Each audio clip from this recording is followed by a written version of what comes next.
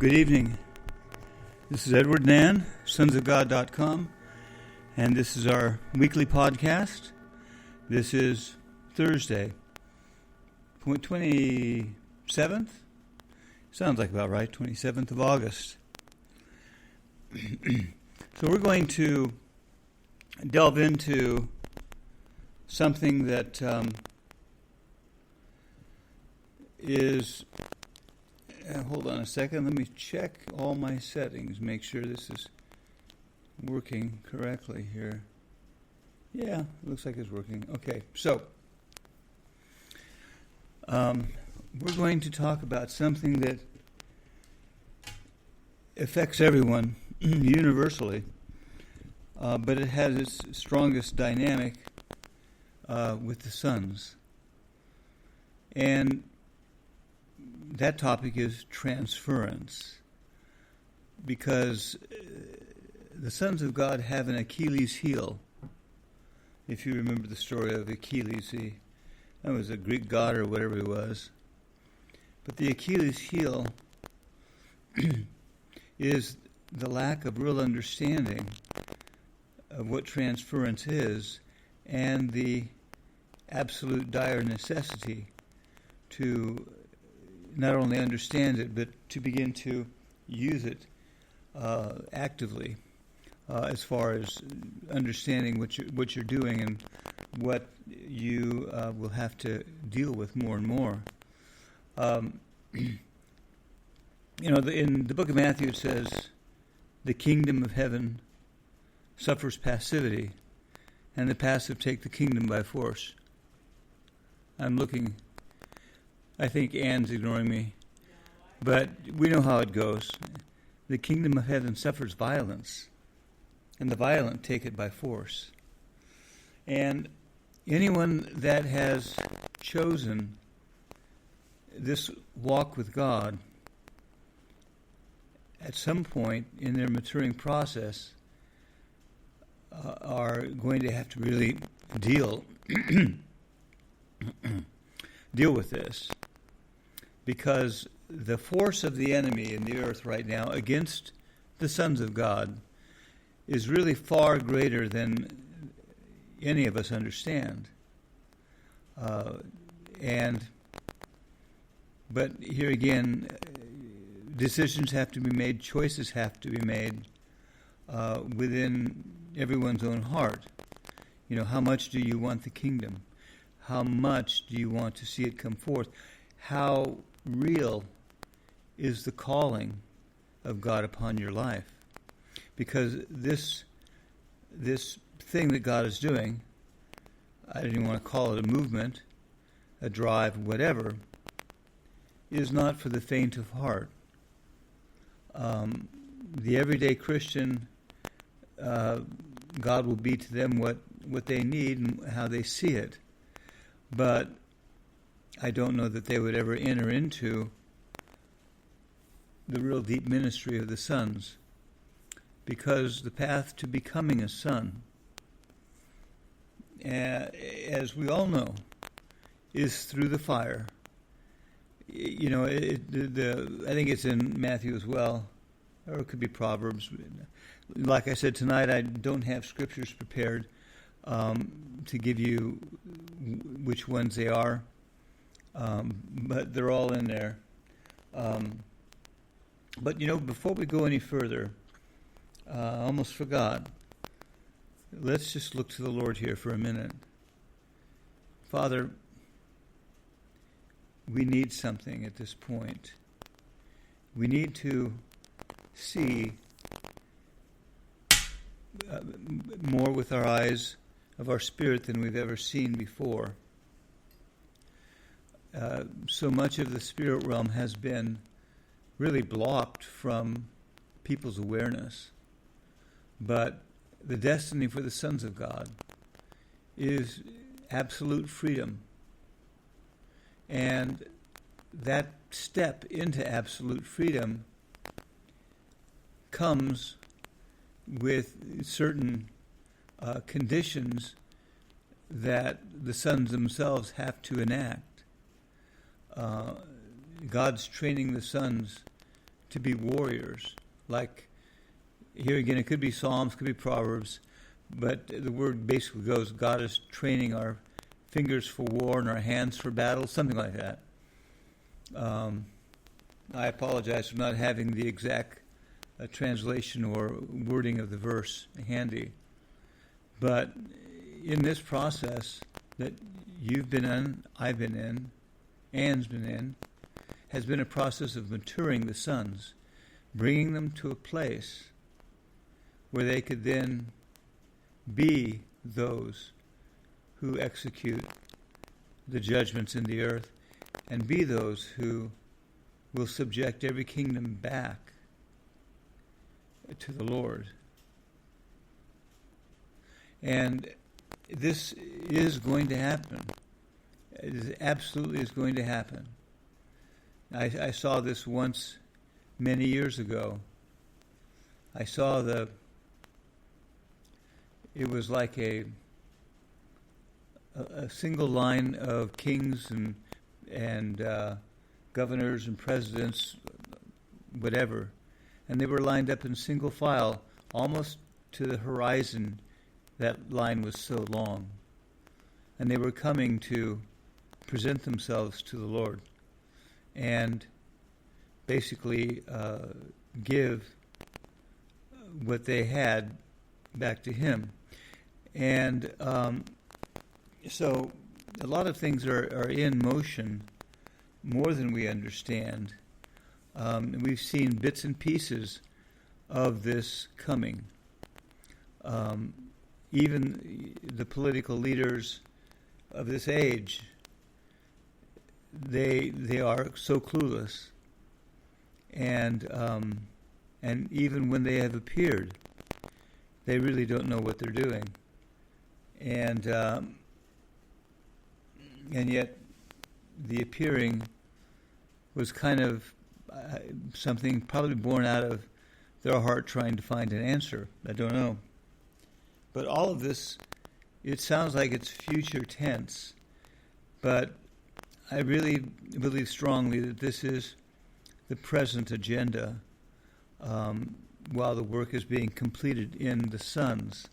And so what we want to talk about, and thank you, Lord, I didn't finish the prayer, but Lord, loose the word to go out and to touch people's lives and to lengthen the tent pegs of their dwelling. Just open up a new vista of understanding. Because if something isn't real to you, if you've not really experienced it firsthand, it's very hard to just walk in something, and apply spiritual truths if it's not that real. And, we've seen people come and go and get exposed to levels of truth and light, and inadvertently they were not ready to take and make that commitment to the kingdom. Not that they were stepping back from their own relationship to God, because everyone has, they have their own paradigms, their own concepts. And God is reaching out at different times to see, okay, are they ready? Is this one ready? And He's done that with me numerous times to check in. And you say, well, He's God. Why does He have to check in to see if we're ready? And I can't really explain that one. I just know that He is not going to superimpose His will upon us. But if we come to that place of absolute surrender, then that gives Him a garden to work with, shall we say, a garden being us, to begin to establish some of the deeper truths that He's wanting to bring forth. So what we're going to talk about is transference. And we've had numerous words on transference in all 4 books and just at the site, a lot of information and a lot of different ways of looking at transference. We at one point we had mentioned in the first book about breaking the ties to your ancestry. And that may not sound like it's connected in with the word transference, but cords, ties, essentially extensions of what we call a bond, are really at the heart of the issue.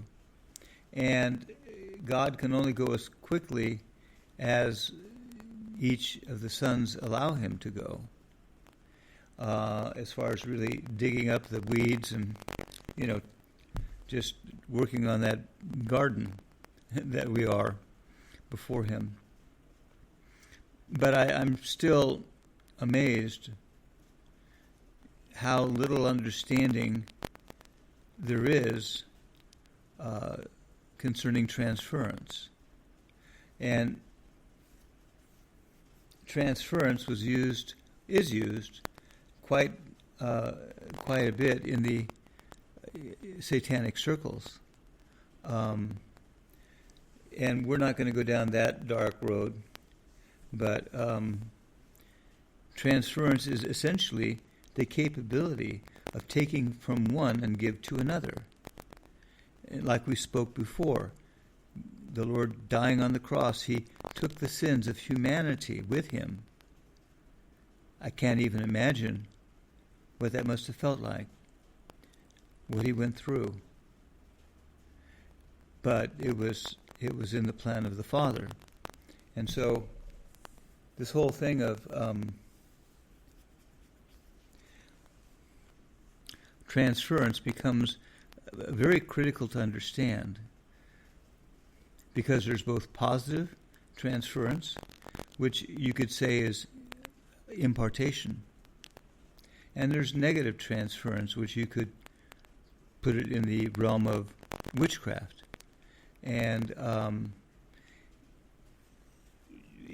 without a real clear revelation or urgency from the Lord, it's oftentimes hard to understand how important it is to really get a hold of what God is speaking. And he's been speaking about transference ever since we left the churches that we were helping pastor. What was that, 23, 24 years ago. And immediately the word and the teaching began to come on transference. And I recall our mentor in the faith many years ago had made a comment after he had been studying it for quite some time, that basically he was talking about illness, sickness, that type of thing. And he came to the conclusion over 90% of illness, over 90%, is a product of transference. It's not a product of, well, I just happen to get, ulcers or get this or get that, whatever. But 90% of it is not based on the physical level. It's based on a spiritual level of something that's unfolding, and finding a way to channel from the spirit into the natural plane through hosts, and the host would be the human population. They are the host. And so that transference in dark energy can easily be transferred once it's in a host to another.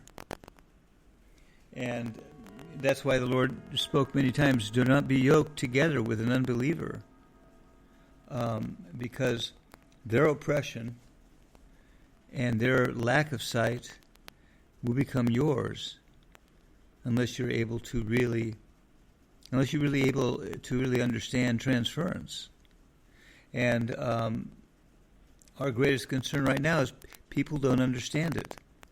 And we're not talking about, before I lose my thought here, but this is an interesting word. It's certainly being battled. My goodness. Lord, I seek dominion over the battle. This is going to be able to come clear for everyone. So, transference, once it basically, a lot of this originates in the realm of spirits, and then it gradually channels down through individuals, and then therein lies the problem, because bonds exist because of relationships,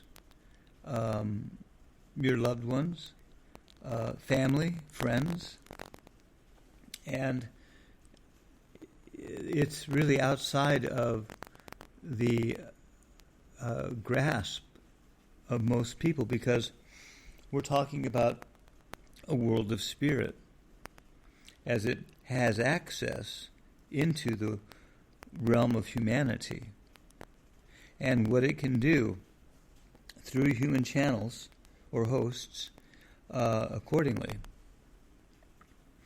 And so someone asked today, well,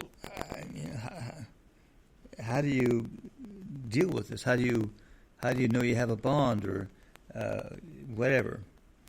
And to make a long story short,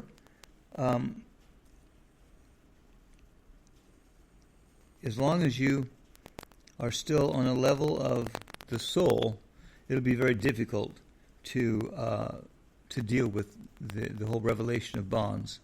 But as you continue to come up higher, which the sons of God are doing, I mean, it's been a long road, but I believe everyone is further along the road than they realize. But the problem is, as long as you have, if you see anyone in any other light than through the eyes of the Lord, then you have a great jeopardy of creating a bond with someone. And a bond can span, well, huge distances and huge timelines. But basically, by being sympathetic, which would be probably the ground zero for the functioning of bonds, where you're sympathetic to someone's going through something, and so outside of the love of God, you are just kind of in yourself trying to comfort them, and that becomes a problem.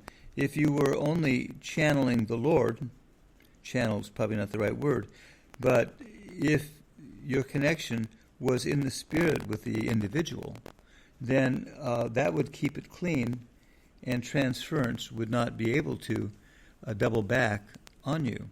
But what happens as you get sympathetic towards others and their problems and their needs, and any good shepherd out of old order, they have that, well, they should, have that concern for their flock and whatnot. And unfortunately, most of them don't understand bonds. They may get a feeling like, okay, I'm not going to let this person trespass my private atmosphere, but they may not really have taken it to the depth to really understand. In the book of Psalms, it says, how the enemy is cords attached. I'd have to look that up, but anyway, it's referenced several times in the book of Psalms, where cords and binds that tie, and the psalmist knew, of course, that was the voice of the Lord coming in that psalm, but it was even at that point identifying a real problem that the children of Israel never really saw, and so you had tremendous difficulties with that children of Israel when they were first leaving and going into the promised land. But we need to just understand that you can love someone, you can believe for them, you can even talk to them, we're not saying that you have to, walk away from everything, because chances are that's only going to be a physical attempt. The real bonds that are broken are something that are done internally within you, where you value your walk with God and you value your eyesight to such an extent that you realize if you cross this fine line, it would be just, you could lose that capability of seeing in a flash. And that's been part of the problem with the speed at which the sons have been maturing, because they've had to still come out of this whole realm of transference. There's the good transference and there's the bad transference. The one we're concerned about is the bad transference. And but I would recommend, if you in all of the books, 4 of them, we talk about transference. And I would just admonish you to go back over and read some of those chapters, because this is Satan's last hurrah. And what we have found is he will bring any way possible to reconnect you to someone from the past, or bring someone around that has a great deal of needs, and so being the Christian that you are, you're trying to help them. There's a little sympathy, but you didn't realize it was sympathy, and all of a sudden, all of their oppression is dumped on you. And you may not walk out feeling sick or bewildered, but you will walk away cut off from the presence of the Lord. That's how strong transference is. And that's why we've been dealing with it since day one, since we left the churches. We've been dealing with it big time. Because the enemy knows if he can just block your perception, then you won't see exactly what God is doing. And you will miss the mark. And that would be fine for him, because how does it go in the book of Matthew? If these days were cut short, no flesh would be saved alive. If he can delay the full and deep manifesting of the sons at this time, right here, right now, if he can manage to just delay it by bringing transference and bonds and relationships and things of the old and who knows what, and you're out trying to do the positive thing, but you haven't quite got it yet with the whole thing of bonds. And so these cords and ties start connecting to you from people that are reaching out, that are struggling for any number of reasons, and all of a sudden, you may not be trying to bond, you're trying to be careful. But a bond can be created one way, and we've seen that. You would think, well, a bond is a two-way thing. You are opening up, sympathetic to someone, so therefore you've got this bond thing that happens. And then that becomes a fluid channel where the enemy is able to take the darkness, the confusion, whatever they're under, and just transfer it over to you. And you wake up the next morning, it's like, where did God go? And then you really have to backtrack big time. And that's just an ongoing problem that people don't see. And they don't understand the great jeopardy that the sons of God face right now. The great jeopardy. Ann and I have watched this over the years, and how the satanic hosts have been very manipulative. We would deal with certain things, and we would say, okay, good, we're clear, we've broken these contacts, these bonds, things that crept in that we didn't even realize, and only to be met by just another layer or another level of the same junk, but coming in from another angle that you weren't seeing. And that would be people just reaching out to you because help me, feed me, whatever. Or they might, come in some other way. But the upshot of it is they're looking to feed off of you because you have the life. And if you allow that to continue, you'll have a great deal of jeopardy whether or not you'll be able to enter the kingdom, because you can't enter it with baggage. I don't know if you recall one of the words in the last 6 months. I think I had just brought it up as a point of reference. It had to do with taking two pieces of metal and just kind of lightly gluing them together, and then you could glue them into infinity. Okay? So you got a really long, what we call daisy chain. And if you put heat on at the very beginning part, that heat will travel all the way to the end, and you'll feel that heat. Now, this example, I'm just trying to point out how transference works, because you may have had problems with being sympathetic or being drawn into situations that are causing you to take sides and move in judgment, and you're just setting yourself up because the transference will have free course to come against you and your ability to see. And that is of paramount importance at this point, because if you don't see him, you're not going to change. And that's the promise. You will see him as he is and will change. So this whole issue of transference, there's so much material on this, because basically that's what Christ did when he went to the cross.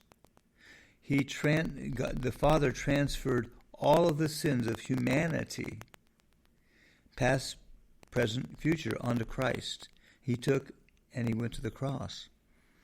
It's very positive, so that all that you had to do when you came along was to open up and accept Christ into your life. Step one. And that's just baby step one.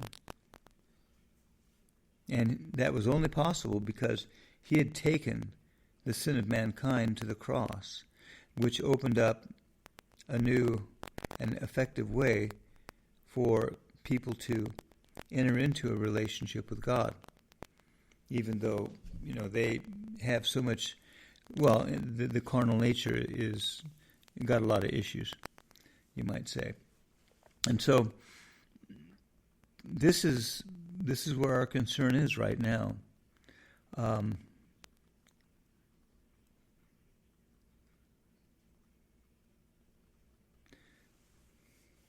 have to kind of give this some more thought. We'll probably have to do a second podcast. I'll pull out the relevant scriptures that I'm referring to. But, like I said, there's been so much on this. And people that have walked with God or gone to church or whatever have some sort of relationship. They don't get this. They don't even know what you're talking about. They might say, transference, yes, that's what Jesus did when he died on the cross. And yes, and then that kind of stops it and ends it for them right there. Not very many people really understand the jeopardy of having unequally yoked relationships in their life. And yet, God is not saying, okay, you've got to go be a hermit and not be around anyone at all, then you'll be okay. Because that's not an answer. That's not an answer. You could live in the middle of nowhere and have bonds. And that's very interesting. So location is not an answer. I remember as the time began to unfold, early 2000, the Lord began to speak to me of specific bonds that I had created when I was a child of 4 or 5 or 6 years old even. And I had to go in and forgive the person and then let it go. And that was a shocker to me, because you'd think, well, how do we carry bonds forward, 50, 60 years in the future, and yet it's not that hard. And a lot of what will happen for you as you really look to the Lord about transference, God will begin to show you where they exist so that you can deal with them. And what I would recommend, too, is as you begin to deal with some of these things, some hidden, some not so hidden, you'll find your perception opening up tremendously. Otherwise, what happens if you don't deal with the bonds? God looks down at you and he sees you, but he sees the other ones as well. He might see your girlfriend, he might see whatever, boyfriend, because you're attached. And so the defilement of the other becomes your defilement. So, and that becomes a real problem for your own growth and maturing. And that's where our greatest concern is. If there was one word that people needed to get, they need a revelation of transference. But understand, the answer is not going up into the mountains and being a hermit. Well, I'm just going to get away from everyone. The answer is a change within you internally that has needed something more than God to satiate your longing. I mean, if we're honest, a walk with God is really a lonely thing. It's, I don't know, where we're on this path, we're coming to know the Lord. He's beginning to appear to us as the rain. Changes are happening. But in many ways, it's a lonely walk, because you can walk with another, and the two of you can walk mutually strong, but you cannot walk with another if you're using their walk with God to sustain you. And that's what we see so prevalent. There might be a handful that really have a walk with God in a church, and then you have 200 that are just milking off of that, and it just causes a general blindness, period. It's like the wise and foolish virgins. They lose the ability to see. But here again, if this isn't real to you, then you won't pursue it. And we've been in this specific path for about 23 years. All of the time before that was, a different level, a different day. But we've been in hot pursuit for 24 years. And transference has been right at the top. And it still is right at the top. And the Lord will still come and remind us, okay, you're going to be doing this and this. Make sure you check your backside. Do not open up incorrectly. And it's easier said than done. You have to really see the Lord in it.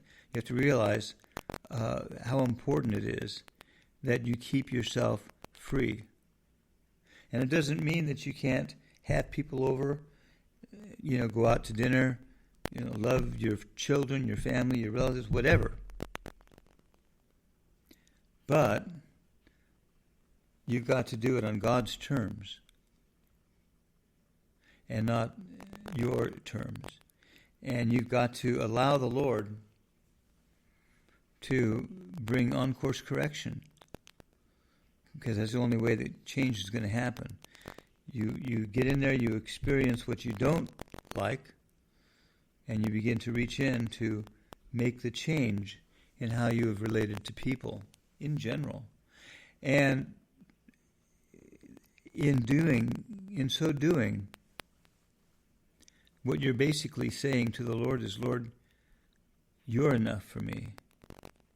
You're enough for me. I don't need all these relationships. I don't need a bunch of friends. I need you. And because at times I feel it really comes down to that. Why haven't people dealt with these bonds? Because they've been feeding off of one another. In the New Testament, Paul says, be careful if you bite and devour one another, lest you, I forget exactly how that goes. I'll have to look that one up too. But after a while, bonds begin to create familiarity.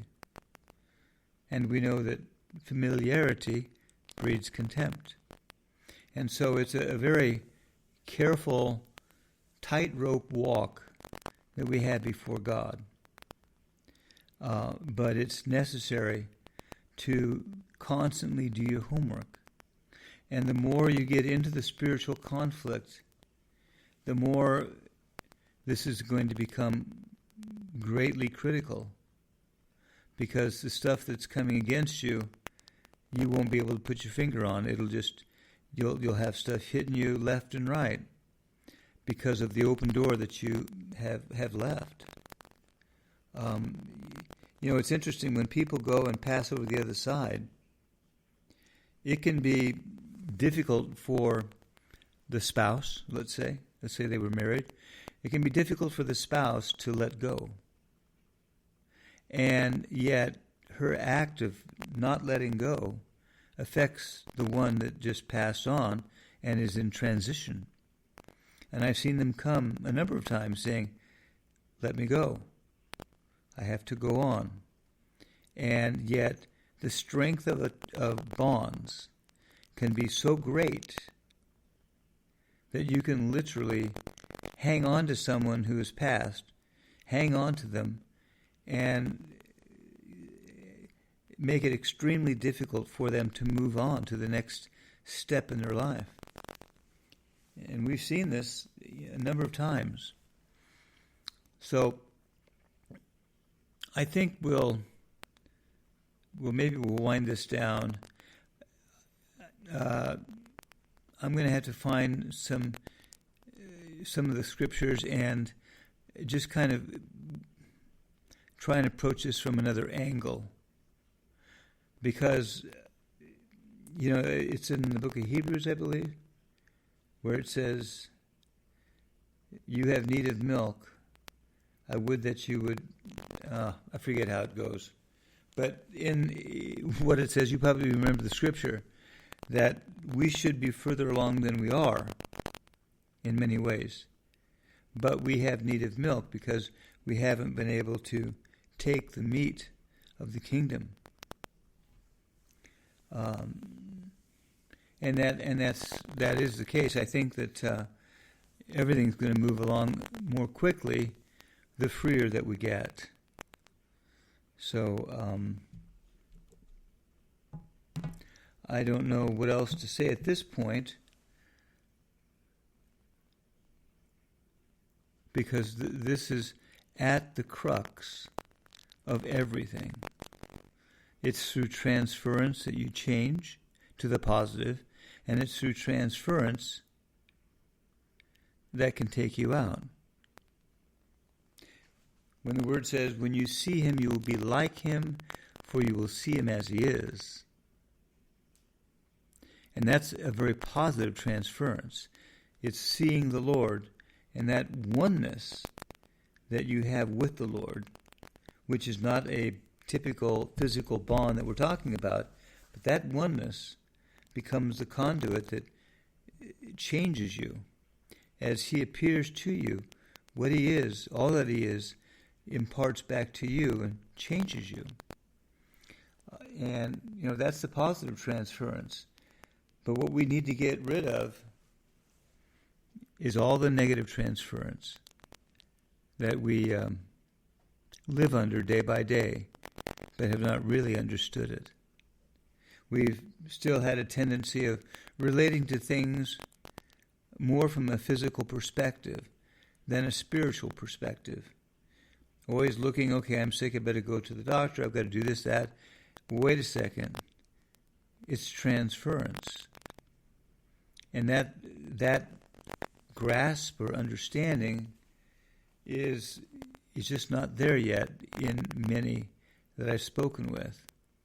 but it's a step that has to be taken very quickly, because the promise from the Lord 6 to 9 months ago, the battle is coming sooner than you think, and it's going to be far greater on the physical plane than you understand or that you've experienced before.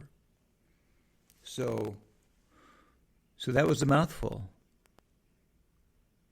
Because what's coming, you could almost be standing on the shore and you look at that and look out and you see a Category 5 hurricane come in your direction. Nothing can survive. And that's kind of what we see coming. As you know, through the manipulation of the satanic hosts and how they're positioning and manipulating everything that's happening here in the United States. And this is just one country. But what you see happening is not what's happening. You see the riots, you see policemen shooting black people, white people, whatever. And you say, and you can think, well, we've really got to change the police force. We've got to do something about getting rid of this point. You know, we're going to have to retrain them and do all of this stuff. That's fine, but that's not where the answer is. Because what you're dealing with is not what's apparent. What you see is not what is. You're seeing the outcropping of a spirit world that is in literal chaos. And it's going to manifest more and more, and it's going to manifest more and more on the physical plane, which the Lord had said, be prepared. Be prepared.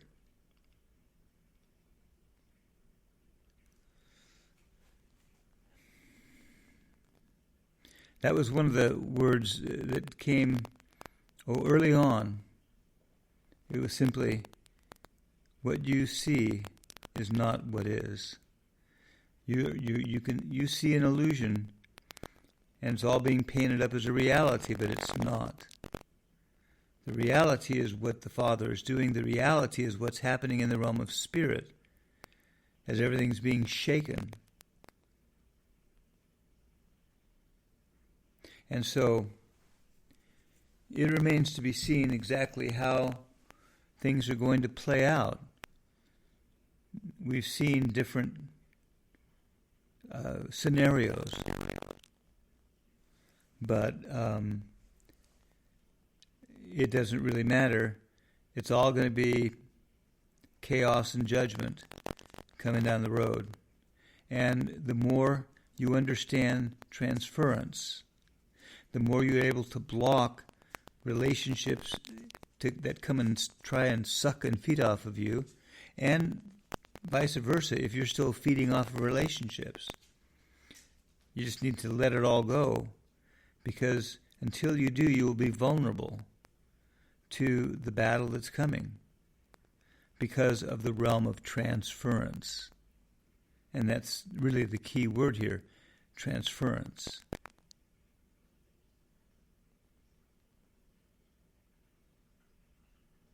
The wise and foolish virgins, the ones that weren't so wise said, well, give us some of yours, you know, and they said, no, we can't give you any of ours. Go to the market and buy it yourself.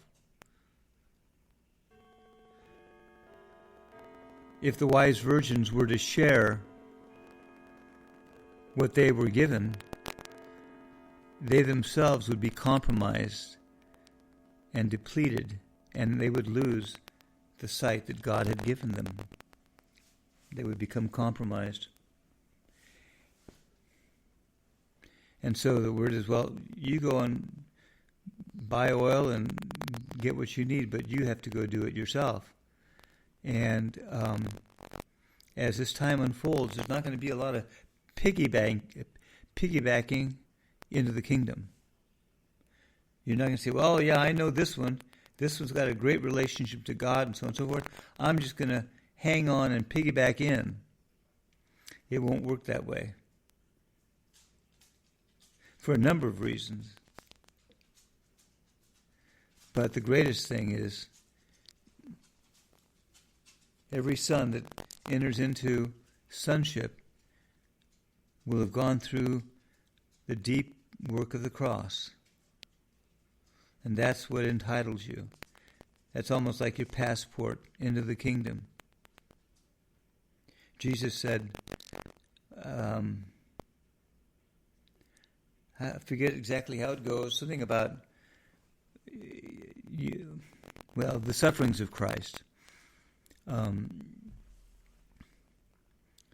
And many are going through the sufferings of Christ right now, but not everyone. And it really comes down to a matter of choice. How hungry are you for this change?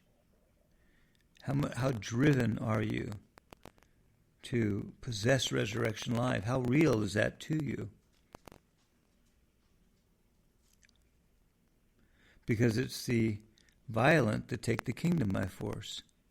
Not the violent that go out toting guns, but those who are of violence of spirit to possess the kingdom.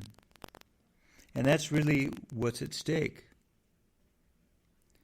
And transference has been very much a part of what has caused delay in the past. But the promise in the book of Revelation, as the angel put one foot on land, one foot on sea, and says, time shall no longer be, the end of delay, literally. And that's what we're looking for right now, an end to delay. If there's anything delaying the process, then we need to see it ended. If there's anything within us that is feeding off of anything but God, that has got a separate agenda, then each of us need to get down before the Lord and just look at it and face it and say, okay, I've got to make some choices. I have to make some decisions. So I think we'll stop. This has been a little bit longer word tonight. We'll maybe take another hit at it again on Sunday. We'll see what the Lord speaks. But anyway, thank you for joining us this evening, Thursday evening, and we send our love and blessings to all of you.